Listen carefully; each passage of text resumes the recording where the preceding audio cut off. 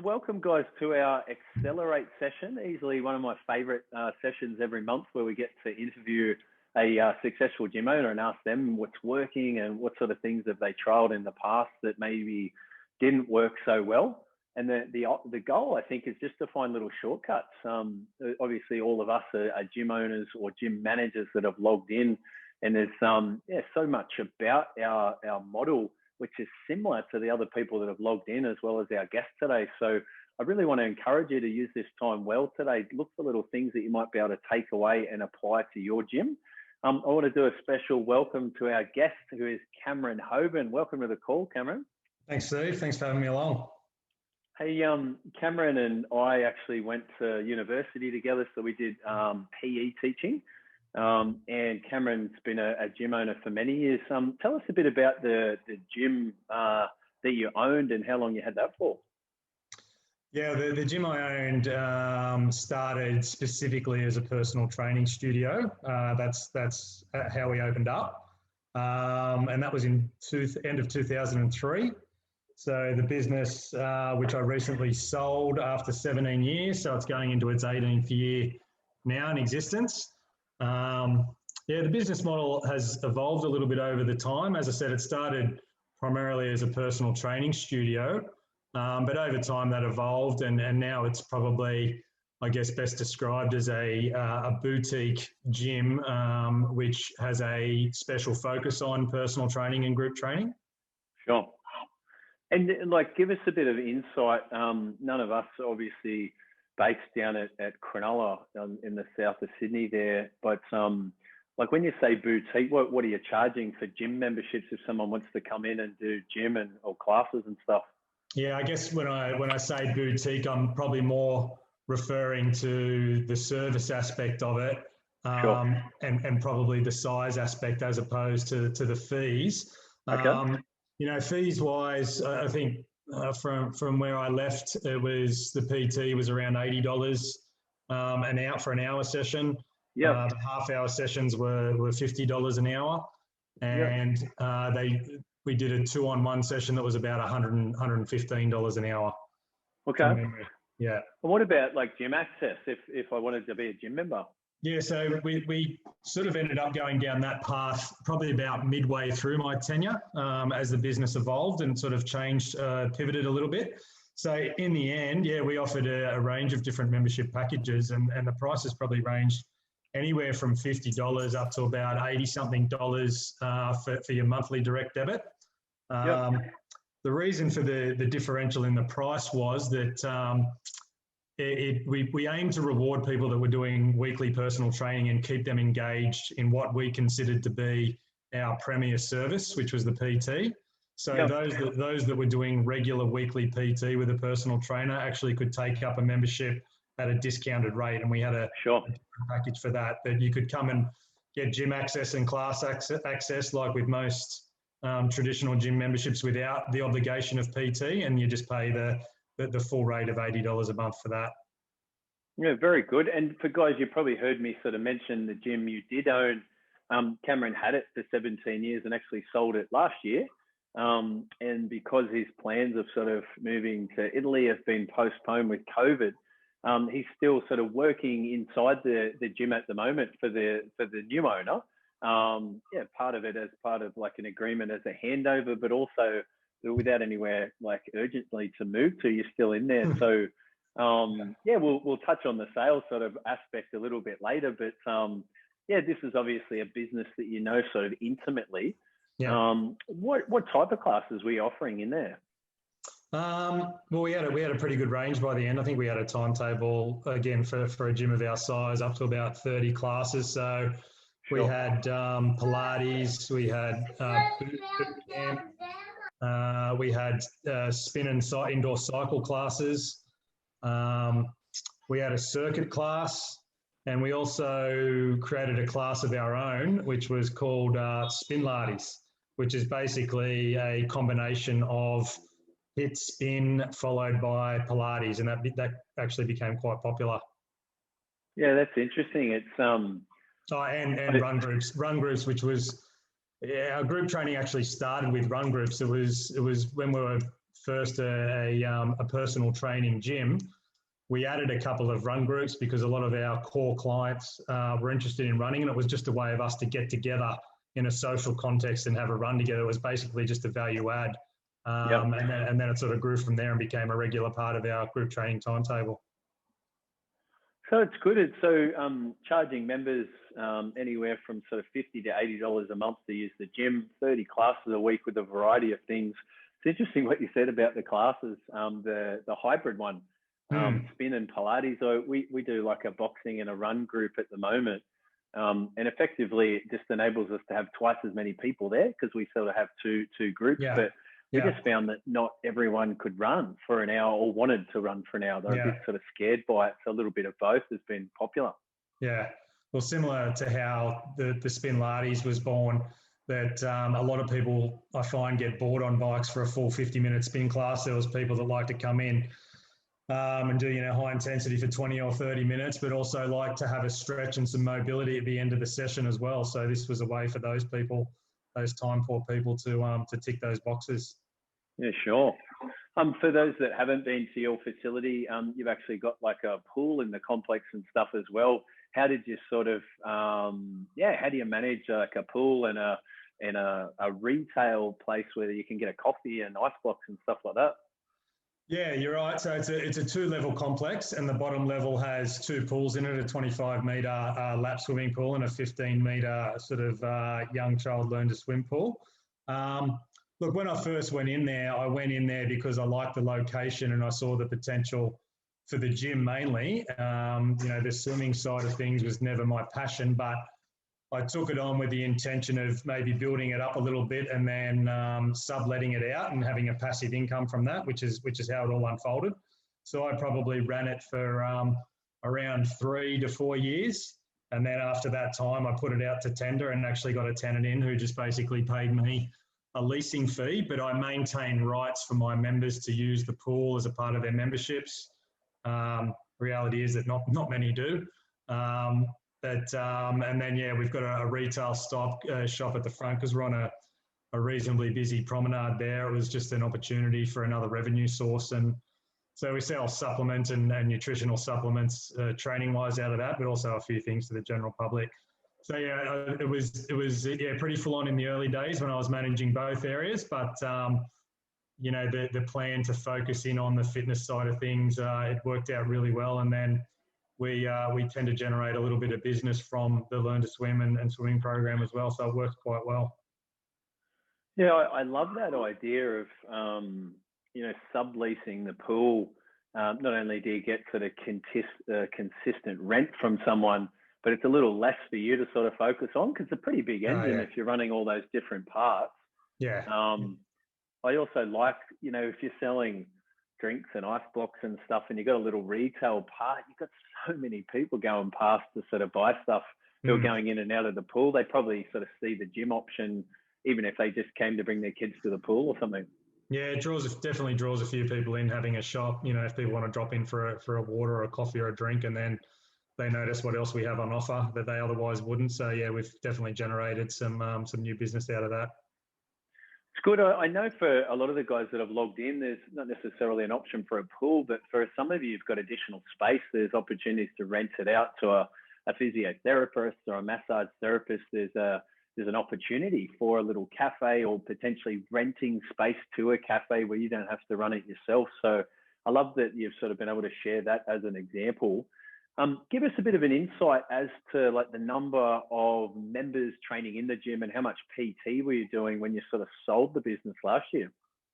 Yeah, sure. So the PT numbers, we're doing about 300 to 350 appointments a week of PT. Yep. And at the same time, we had around about 400 to 420 gym memberships at that time. Yeah, perfect. And like one of the things I've always envied that you've done really, really well is retention of staff. Give the guys an example, like some of your staff that have stayed, like how long have you been able to retain trainers for?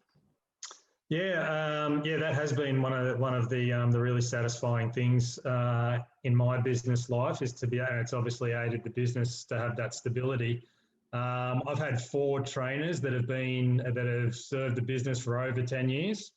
2 of them were around 13 years, and then one's around the 12-year mark, and one's just tipped over the 10-year mark. So, and then Wow. we've got a range of other ones that have sort of got up around that 6-7-year mark as well.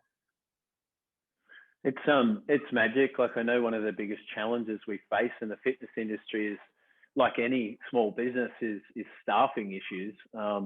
Obviously, it helps if you can keep someone in there instead of having to retrain them every 6 months. They sort of acquire skills, and then, if anything, they can probably take more roles and responsibilities and stuff on. Yeah. What do you think has enabled you to keep staff for that sort of length of time when other gyms might struggle to keep them for 6 months? I think I've always been very conscious and motivated and understood the importance of having staff as long as you can keep them, knowing that it's not always going to work out. But I think one of my key focus points has been helping them build an income that is sustainable for them in their lifestyle. I think amongst a few reasons why trainers might drop out or move on from your organisation, but maybe move out of the industry, is that they're unable to get their income to a satisfactory level for their lifestyle. So I've always been conscious that if in a reasonable time frame you can't get them to a level of income that's going to sustain their lifestyle, then that's one of the reasons they would move on. I think the other thing that I've always tried to create is a comfortable atmosphere and a good team environment that they actually enjoy coming to work.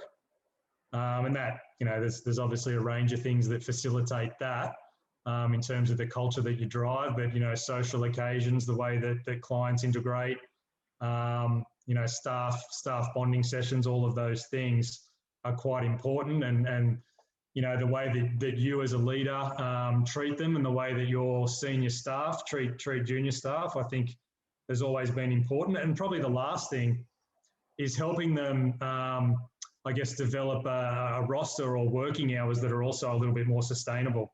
I think we know that the life of a person in fitness can often mean a lot of early mornings and evenings.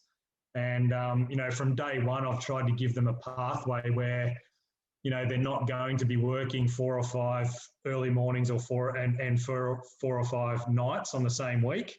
So yeah. I try and work with them to shape a schedule that is sustainable instead of, letting them do, shifts of 5 in the morning till 11, come back at 4 and do till 8:30 at night, 5 days a week, and then Saturday morning, knowing that that's probably not going to last very long. Yeah, there's so many little nuggets there, helping them get to an income that supports their lifestyle, because it's not cheap to live in Cronulla. And what do you think is a realistic time frame? Like, do you sort of allow yourself 3 months, 6 months, 12 months? What do you think's what do you think's realistic, or what do you think they expect from you in terms of getting to that point where they can cover their expenses? Well, I think that's an important discussion in your recruitment. You don't want to recruit someone that is expecting and needs to reach that level of income inside 3 months, and you can't deliver that. Then obviously you are on a losing wicket with that person. So, for me, I think when I'm recruiting, I try and get to understand their lifestyle and where they're positioned and what sort of, financial obligations they have, and talk to them about, how quickly they need to get to that level. But, I try and, give myself 6 months to get them there and make sure that they're in a position to build up to that sort of level. Yeah. And I think the other thing that I've probably failed to mention before is the other thing I try and do, and I start this from day one when I recruit them, is try to give them a pathway where they can earn income other than just directly from, in the case of personal trainers, just one-on-one PT sessions, or in the case of group training instructors, just group training sessions. Sure. So give them other ways to earn an income. It also gives them a little bit of variety in their roles and responsibilities, which keeps them a little bit fresher. Yeah, sure. So if they come for like a personal training role, you might try and supplement their income with like 3 group classes with some sales commissions or something like that. Yeah, I always try and open the door for personal trainers to do group training as well. For a couple of reasons. One, it builds their profile in the business and it makes it easier to put new clients with them. 2, it gives them variety. 3, it gives them more stability because a class never cancels on you. Able to pay them more for a group training class than for a PT in the initial stages. So I think that has that benefit as well. And then, yeah, extra responsibility. So as your group training timetable grows, to get some assistance in maintaining your consistency and quality, you can give some of your best performers some responsibility surrounding the group training timetable and the programming. It's good. It's when it comes to sort of PT and classes, are you looking at sort of the number of people that attend a class and sort of paying for like a commission or something, or is group classes just valued at $10 more than a PT, or how did you do that? Yeah, no, it starts with a set rate, which is more, and yeah, you're right. It's probably about $10 more, $15 more than say your basic PT one-on-one. So it starts with that, and then as they go performance reviews, yeah, if they're getting great feedback and getting good numbers to their classes, then that rate will go up. Yeah, I love that, because that's obviously the glue for, like, every gym is going to deal with an attrition rate, and people join, and even if you do a good job, they're going to sometimes give you a high five and leave, and anything you can do to keep people engaged and actually seeing value in the membership means they're going to stay longer and refer more people. So I love that sort of incentive around people that are doing a better job can earn more money. It's good. Yeah. But I'm just going to pause for a second. We've got a whole bunch of people on the call. Guys, we're interviewing Cameron Hoban. He's had a gym in Cronulla called Elite Personal Training, which was 300 to 350 hours or 300 to 350 PT sessions a week and about 400 gym members per week. He had that for 17 years and sold it last year, and he's still involved in that business as a bit of a handover period, but also because there's not too many options and what he can do at the moment with lockdown. So we've just been sort of finding out a little bit about his business, and I'm interested to know what questions you have. So David Flanagan, if you have questions for Cameron, go into the chat for me and tell me what you'd like to ask. Rick's joining us from Element Fitness. Got about 1,300 members down there in Victoria that reopened today. Well done. Scott's at Challenge Fitness in Port Macquarie. We've got Nath that's got a Vision personal training in Engadine, so not far from you in Cronulla. Nath mentioned this morning that you guys have met or sat next to each other in one of our events many years ago. Okay, yeah, I do remember that, yeah. Lily is from 6 Degrees South, so she's got a kind of all services gym, a little bit like your one in Victoria. Guys, go into the chat for me. If you have a question, I'd love you to put it into the chat and I will ask Cameron. While I'm waiting, there's a couple of other things that you sort of mentioned. You said that one of the things you do that contributes to trainers like staying on is like socials.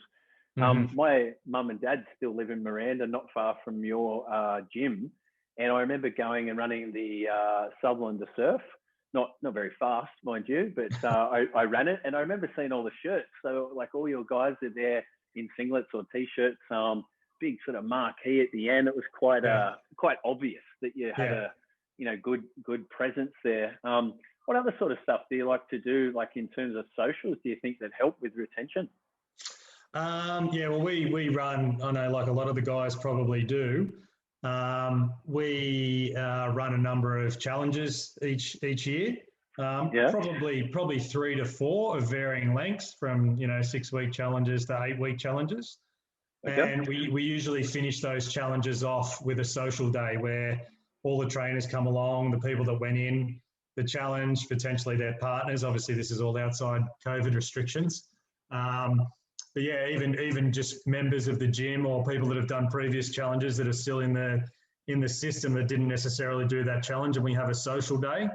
So therefore, there's sort of 2 or 3 really good social days associated with that. And then, yeah, like you pointed out there, we have usually target 3 or 4 events across the year where we try and get as many clients and staff involved as we can. You mentioned the Sutherland to Surf, which is the local one. We do the bridge run as well, the different events down there, the different distances. We've done the Canberra one, which is a bit more of a weekend away, and taken a crew down there.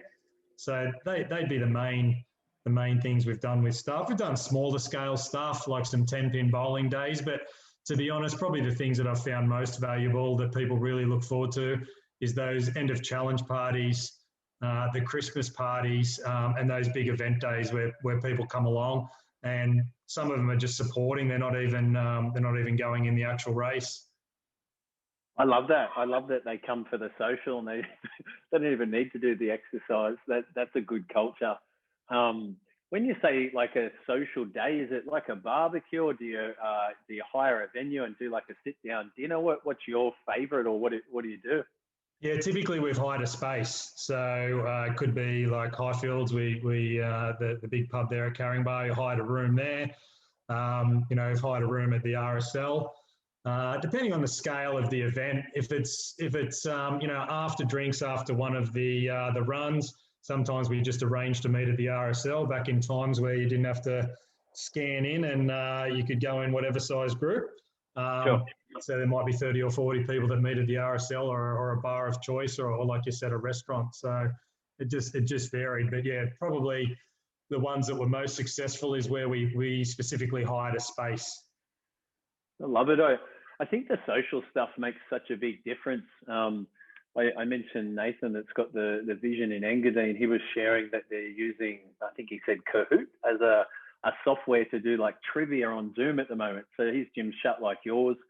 He had 36 people last week log in and take part in some type of trivia. And yeah, whether the gyms are open or closed, everyone's kind of looking for something a bit more than like facilities, aren't they? They sort of love that connection. And yeah, that obviously has a fair bit to do with why your members stay as long, but also your trainers, which is good.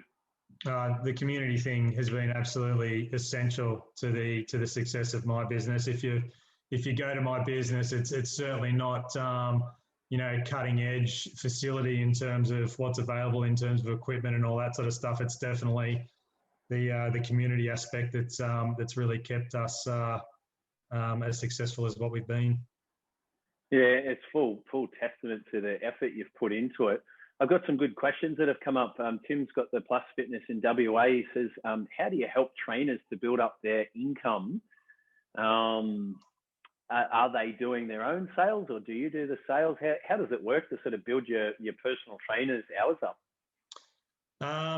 Well, yeah, I mean, their only job, and when we bring them on board, we make it pretty clear that it's the responsibility of the business and the brand to generate the leads.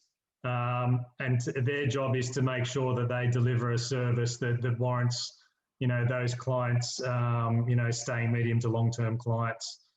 So, and your trainers, I was just going to ask, are they employed like hourly rate, or are they rental? They work for the business, but they start as contractors. Sure. For all intent and purposes, they're treated as full-time employees in the sense that, we cover their workers' comp, their superannuation, their uniform, any expenses are covered by the business just Sure. for payment purposes and getting them into the business. They're contractors. As they pass through the different reviews, then some are put on to full-time, where they'll have a tiered income. So they'll have a variable part of their income and they'll have a fixed part of their income based on some duties that they might have. So that's just a progression that I think gives them a little bit more stability and a little bit more motivation just to stay on longer term. In terms of how do we build up their income, I guess step number one is just to work really hand in hand with them to get their sessions up. So, I guess developing them as a trainer to make sure that their retention is really good and giving them good opportunities with leads coming in is step number one. Once they've got to a good level of hours that I think both parties are satisfied with, And yeah, you've got to be careful not to overload the wrong people. But once you've got to a sort of level that you agree with the person is there full time, whether that's 30 hours of PT and 4 group training sessions or 25 and 5, whatever it is that you come up with in conjunction with them. Obviously, the next thing is to give them an opportunity to increase their rate of pay through good work and retention. Sure. Then I think the next step for me is to add different duties. So, for example, tap into the strengths and the interests of your trainers. I've had trainers that have been really interested and quite skillful at the social side of things. So I've brought them into that space and got them involved and paid them a set fee for their contribution to social media, which is, taken work away from me. It's given work to them. And it's tapped into their skills. Some of them were better than me at social media. So, to pay them, I think, was the benefit all parties, the business, the trainer, and myself. There was another. Sorry.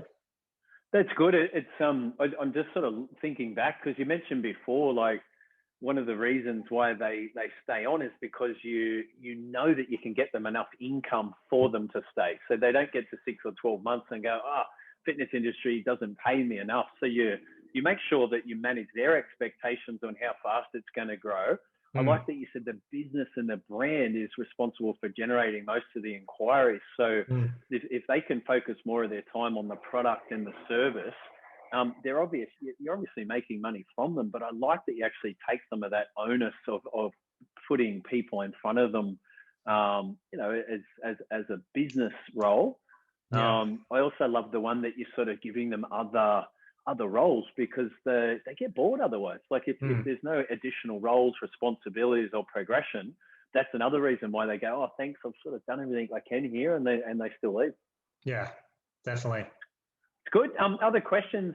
Lily's in Victoria. She says, do you specifically advertise to build your PTs versus the whole service? So do you run campaigns specifically for like a PT and a challenge, or is it always just advertising gym membership and then you try and vertically sort of promote them once they're inside? No, I've always promoted them as 2 separate services. Sure. I've found that most successful. And, to be honest, one flows into the other, obviously. Whenever our PT numbers are good, like we have an uptake for a challenge, then our gym memberships tend to go up as well because a good percentage of those people will end up taking up gym memberships.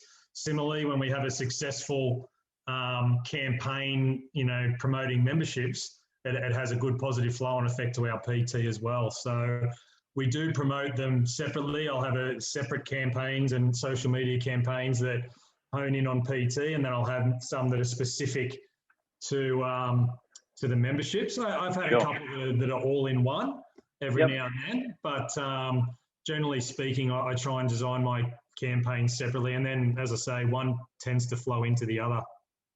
Yeah, it's good. When you're doing like a promo, the gym's obviously shut at the moment in Sydney, but are you doing like a 7-day trial? Are you doing like an opportunity for them to taste test either the gym or a PT? Yeah, we do offer free trials. We haven't done a lot of we've done some campaigns that have specifically highlighted the free trial offer, but it's something we more arm our reception staff and trainers who are actually dealing with the sales to offer in the sales process. Okay. When they feel like they've sort of got someone half interested, it's something in their armory to tip them over the line. And yes, we have used the free offer, the free trial. That hasn't worked enormously for us, the free trial. It hasn't been something that's been super successful. It has been successful in where you got a 50-50 sale tipping them over the line. But as a straight out campaign, it hasn't been something we've used a lot because it didn't necessarily work for us and our client demographic. Yeah, I've sort of found the same. If I think back to 10 years ago as a gym owner, I think the free did better. I just think there was less gyms and the people sort of saw value in free. And I do like when you can sort of charge them something. I do like when you can get some level of sort of commitment there. So I think both can sort of work, but it's probably less appealing than ever, the free trial. I've sort of acknowledged that same thing. Other questions? Sonny said, if you had the business, if you still own the business and you've got all the changes happening with like pandemic, would you keep the model the same? Would you sort of make any changes? Like you've still got your finger on the pulse, you're still in there. Do you feel like anything needs to change, or what do you think? Well, I've been through this once where we shut down for 3 months and reopened. So I guess I can answer from that experience. And I guess we were fortunate with our business model that we already did quite a bit of outdoor group training. And I think, the messages through the media, the sentiment amongst the public is that in terms of safety, that outdoor training remains the safest of all options. So, we had people that were more than happy to race straight back into the gym that weren't concerned with that at all. But there's probably a reasonable percentage of people that maybe still had half a thought about COVID safety and that type of thing. So coming back out of the first lockdown and when gyms reopened with some level of restriction, we really highlighted our outdoor group training options. And the safety that provided as a way of getting people back in. So look, I think because our model is still very heavily weighted in terms of PT, and therefore our numbers, like you said before, our gym numbers are around 400. We do around 350 personal training appointments a week. We could play up the space in our gym as well. Our gym's never too overloaded. So it didn't require too much tweaking. I think we did really tweak. So we really did focus on the steps we were taking in terms of hygiene and cleanliness to give people confidence that they could come back safely. And I think when people came in for the very first time and we had stickers down about spacing and we had those spray cans everywhere and sanitisation stations everywhere, everyone to a person was commenting on how safe they felt coming back into that environment post the lockdown. Sure. But to answer your question, our model really worked well coming out of the first lockdown. And I think because we highlighted our outdoor options and we sort of kept going with the outdoor PT as well, that worked really well for us and we bounced back really strongly. Yeah, it's good. It's kind of managing expectations, isn't it? It's helping people to feel safe, and the model's always worked. It's probably more just you might have to acknowledge, in a contract, if someone's, if we are locked down because of a pandemic, you'll have these options, or it might be, if someone isn't feeling confident to return to indoor, you give them that outdoor option. But it's largely the same product or service. You've just sort of deliver it with a slightly different sort of tint on it. That's good. I think we're lucky as well because, I guess more than half of our revenue is from personal training fees. You've got the weapon of your trainers engaging with people to get them back in as well. Trainers that have a rapport with them that can sell the message about, the safety of your gym coming back into it. So, sure. Rather than just selling to people that your members who you've got a small connection with, you're getting your trainers to sell to people that they've got a large connection with. Look, it definitely makes the business a little bit more sturdy, having income from different sources. I think you said it was like 60-40 or something like that. It is harder if 99% of your income just comes from memberships. So I like that you've sort of got that option. Let's change gears for a second. So I mentioned before you sold the business. I know you're able to sell. You said you're happy with me to share for about $500,000, which is a great little sort of high five and an exit after, making profit in this business for the last 17 years. Tell me a bit about that process. Who did you sell to? How did you go about actually creating a sale, particularly last year when, pandemic was as bad as it is now? Yeah, well, if I'm being honest, it was probably something that was planning in my mind rather than something I initially that I initiated. I'd had a few approaches over the years inquiring as to whether I was interested in selling. One came, or the one that was most important came probably just a few months before COVID was a thing, actually. And it was probably the first time I thought, maybe this is my opportunity to sort of cash in, I guess. And, I've been at it for 17 years. I've loved it, still enjoy it. But, if the offer was right, it could be the right time. So Sure. It probably started with an interested party and just engaging with them and them sort of learning a little bit more about the business. And from that point forward there, before, figures were spoken about or, even I was certain that I wanted to sell it, it probably came over a few coffee meetings with the interested party where they sort of asked how the business model worked. In that time, I was convincing myself that it was my time to sell. And then it sort of progressed from there to getting a little bit more serious. I think as I spoke to the prospective buyer about the business model, and they knew a little bit about it, obviously, which is why they approached. But as we got a bit deeper into it and they got more interested, then it started to get a bit more serious. And then from that point, at no stage did I advertise it. At no stage did I make it widely known that I was selling the business. I didn't want to destabilize anything during the process. Yeah, good. Obviously, that can reduce your value if you start to destabilize during that process. So, I spoke to a few people that I thought might also be interested at that time, just to let them know, people that had maybe given me a little tap before. I had one staff member that had always said he'd be interested to either buy in as a part owner or a complete owner when the day came. And I also had my tenant to consider as well. So once it got a little bit more serious, I sort of mentioned it to a couple of other people, and then all of a sudden I had 3 interested parties to negotiate with.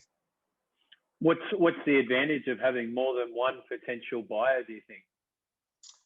I think it creates, not desperation, but it certainly puts you in the driver's seat in terms of negotiation when there's 3 interested parties, because obviously you can be you can push your side of things a little bit more when you've got 3 people on the line than you could with one person, through fear of losing that one opportunity if you're really set on it.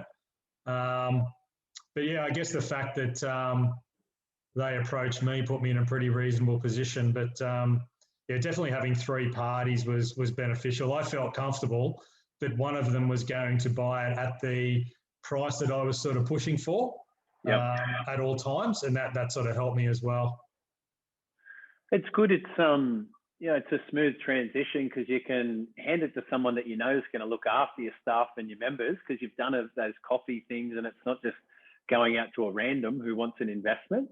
I like the fact that with a couple of people actually looking at it, it's not just all talk. I think everyone needs a house, and I think they'll go and buy a house, and there's heaps of people in the market to buy a house, but I don't actually reckon there's that many people. If you went around Cronulla, I don't reckon you could find more than like a handful or 2 of people that want or could actually run the gym. So it's you definitely you by sifting through and finding like real buyers and genuine buyers, it sort of makes that process easier. When I sold my first gym, I'd been there for 8 years. So the reason I was selling, similar to yours, I just wanted to change.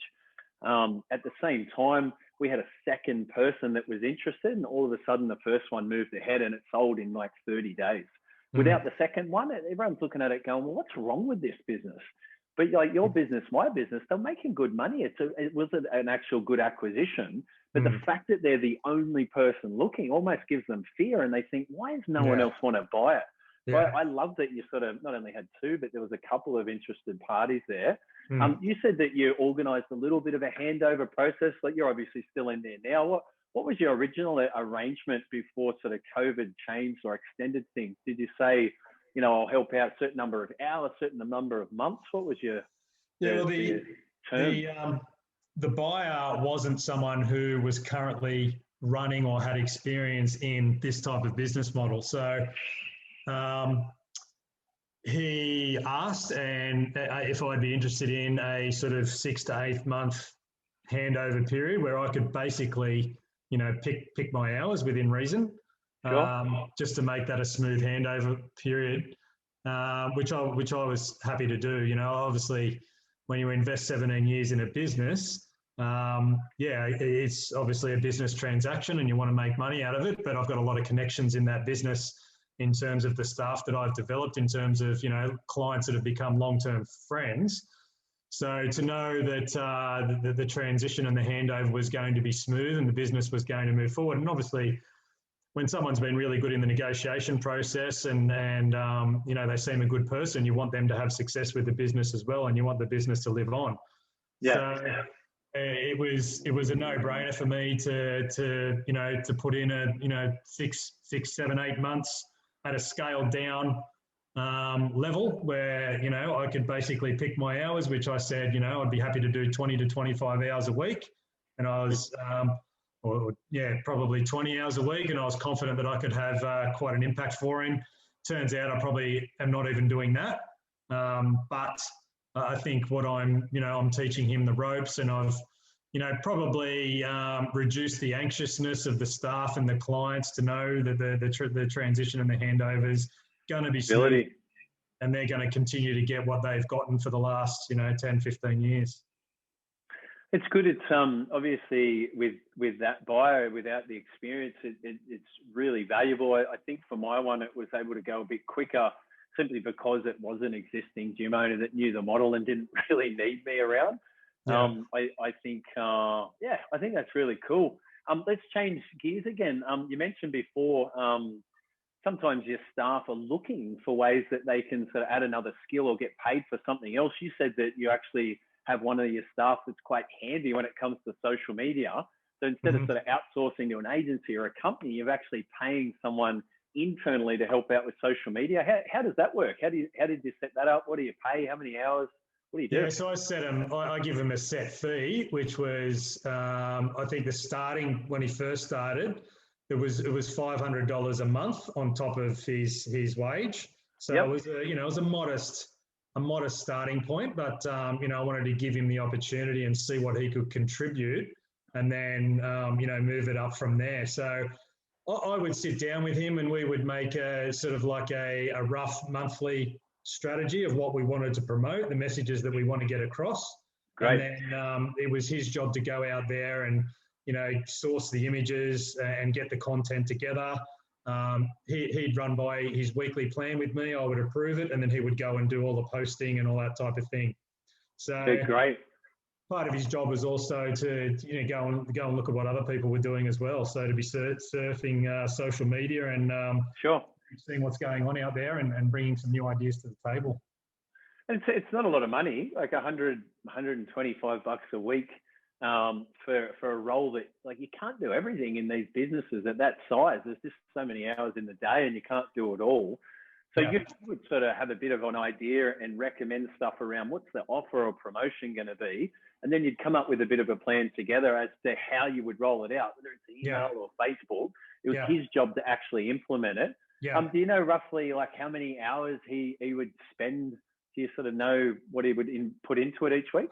Well, I always said to him, and we didn't base it on hours, we based it on outcomes, the quality of what he was doing and the reach that it was getting, and the impact that it was having. So it was more based around that. But in the initial stages, I guess I gave him an idea and said, look, my expectation is you'll spend 2.5 hours on this a week in planning and gathering information and researching. That would be a minimum starting point, would be to spend 2.5 hours on it a week. Plus the small meeting that he had with me. And then, it was down to him and his productivity and how efficient he could be and how effective he could be. It's good. It's like I do the lead generation and implement that stuff in my gym because we're closed. It's cheaper than ever to buy leads and get like inquiries through. So my hours have actually dropped down recently. So again, it's outcome-based for me. I love the idea that it's outcome-based for them as well. If it's going slow and you're not getting a lot of inquiries, just roll up the sleeves and do a little bit more, change things up a bit. If it's going great, spend an hour on it. I don't care as long as the leads are coming through. That's really strong. Yeah. Tell us a bit about your time management. I know you're married. I know you've got kids. Tell us a bit about like your wife's. She's obviously got her own career. How old are the kids? How do you sort of, what's life look like outside of owning a gym? You mean for the period that I was the owner? No, I just mean like I think for most of us, there's other stuff. Like we like to train for events. I've got 2 kids and I'm married. Like the fitness is part of it, but like tell us a bit about your life outside of just running the gym over the last 17 years. What's it look like at home? Yeah, well, I've got 2 kids. One's 15, one's 12. So they're, in the last couple of years started to get a whole lot more independent in a lot of ways. Still have to run them around quite a bit to their sports. They both play a couple of sports. So, yeah, my wife works in an executive role where she has to put in some pretty big hours. So she has to drive, a fair way to work and from work. So I probably get the lion's share of dropping kids to and from, daily sports activities and etc. While she has her job, but fortunately, I'd created the flexibility to be able to do that. So yeah, we're a pretty active household. I like to train for events like marathons, half marathons. So again, I've been able to factor that into my lifestyle. I just sort of blocked hours that I committed to the business each day. And then outside of that, I was able to undertake things that I wanted to undertake and things that I needed to do with the kids. And I've been very lucky to travel extensively over the last 10 years as well. I've probably spent, outside of COVID times, maybe 6 to 8 weeks a year overseas in Europe and other parts of the world. So again, fortunately, the business has been good enough to be able to do without me for those chunks each year and be able to get that travel under my belt. And I think ultimately that's what everyone on the call is looking to do, is not only like help more members get fit and strong or whatever, but it's to make good money from it, have an asset that at some point someone would offer to sort of buy it from us, but have a bit of a life. Like if you're in the gym 7 days a week and you're trying to manage it and do the sales and do all the lead generation, it's pretty tiring. So I love the fact that you sort of found a bit of a balance there. Like Tracy's, I think you said, worked 6 days and a very successful career herself. At the same time, you've got a really good team and you've got systems in place. So it means that you don't have to be in there all the time doing everything. 100%. And, also I know we're going to maybe talk a little bit more about the sale, but that's what you need to do if you want to have something that's sellable. What areas of your business have you sort of improved over the years? Like you've had it for 17 years. There must have been time or money invested along the way. Like what's paid off for you? A few things. The change in approach and now, I guess with our business model, we've been able to have a functioning reception staff, which is operating all the hours that we're open. And that's a courtesy of the PT appointments that we have, 300 to 350 of those. The fact that we've got a retail shop there where we sell some coffee, we've able to have 24/7 reception. So that's been really good. So they basically deal with most of our sales, and sales training was something that became increasingly important, particularly as we moved into the membership space. And particularly as gyms started popping up around, in the early years, it was a case of you give them a little bit of information, and they don't have a whole lot of other options. So you have a fair chance of getting them in as a member.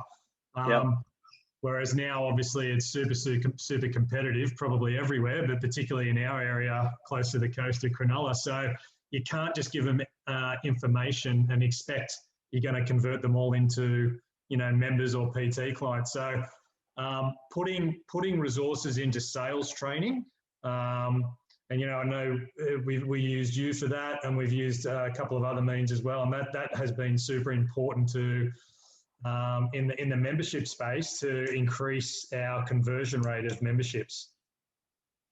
Obviously, you've got someone helping out and outsourcing or insourcing some social media and stuff. But even if that person's doing a great job, if you've got lots of leads coming in, if you're sort of wasting those because, your staff just don't have the skills, it is a bit of a waste of money. So that's good.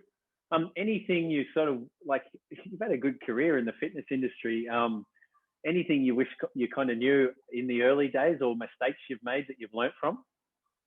Oh yeah, plenty of mistakes. I think in the early days, we weren't real sure about what our target market was, and that probably is a bit of a giveaway with our trading name. And if you go back to our original name, it was Elite Personal Training and Sports Coaching. So on the one hand, we're offering personal training to the public, and we're also trying to capture that sort of elite athlete sort of market, which we did a bit of, but. Yeah, and we weren't really. I wasn't really sure of what the market was that I needed to target, and probably wasted a lot of marketing time with ineffective marketing campaigns because I didn't really fully understand who my client demographic or my client avatar was. Sure. So that took a few years to learn and sort of really nail in on that, and then obviously that just streamlined my marketing, gave me a really good understanding of what was going to be successful with marketing campaigns in the early days. So I'd say that's probably that. And as mentioned, the sales approach is a big one, like just thinking you're going to give information and people are going to stroll on in. That was a big change as well. But I would say, yeah, definitely, the understanding of your client demographic and your client avatar, and then marketing accordingly, I think would have seen my business build up a lot faster. It's so good. It's obviously a product and a service that people have probably enjoyed from the early days, but yeah, your ability to sort of get sharper at some of the positioning with your marketing, your ability to sort of convert more of the inquiries that come through, that's obviously like very well connected to how many clients a PT gets and whether they stay. It's directly related to whether or not you have to be in there kind of 12-hour days. So, mate, well done. It's been really good. I just want to quickly go around the grounds, guys. We've covered a lot today. We've talked about retention. Cameron spoke about he's had trainers for like 4 trainers for over 10 years. We've spoken about the sale process and how he was able to sell last year with a couple of different interested parties. I'm interested to see if you've got any questions before we let him dart off and watch the highlights of the Olympics. Go into the chat. Tell me if you've got any questions for us. Cameron, this has been fantastic. I'm really excited to let everyone know who's on the call as well. I'm actually organising for Cameron to come in a couple of hours a week and be available for one-on-ones moving forward. We've been fortunate enough to have John Rami for the last kind of 2 years or so, and as his number of hours increase with Zembly and sort of diving in more full-time into that, I wanted to make sure we had someone with a bit of experience involved. So, yeah, as of next week, Cameron's got a couple of hours a week, which will also go into the calendar. Maybe there was something about the retention, the sale, or something that's been covered today that you feel like relates to your business. So, yeah, I look forward to sort of getting you involved in that as we go ahead as well. No, definitely looking forward to it, mate. Enjoy it. Couple of quick questions before we race off. Gene Alessi, how did you value the business? Was it a multiple of profit? Did you just pluck a number out of your head? Did they offer the number? How did you come up with it? Yeah, so I went to my accountant to get a valuation done by my accountant, and he is quite qualified to do that. My understanding is not every single accountant out there knows how to value a business, but it comes back to that EBITDA formula that they use, which is basically, Steve, you'll know about that EBITDA as well, but it's a formula they use to come up with what the value of the business is. Yeah.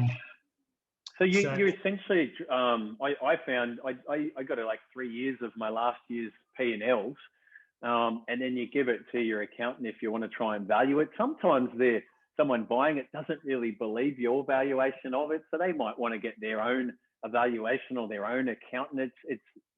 But it's worthwhile. You have a figure in your head and you know what you would take for it. I think what's really interesting is some people have a business that's really good business and it's a great opportunity, and the reason you're selling it's totally legit, but it is priced so ridiculously high because a broker or someone's just lied to you as to what it's actually worth.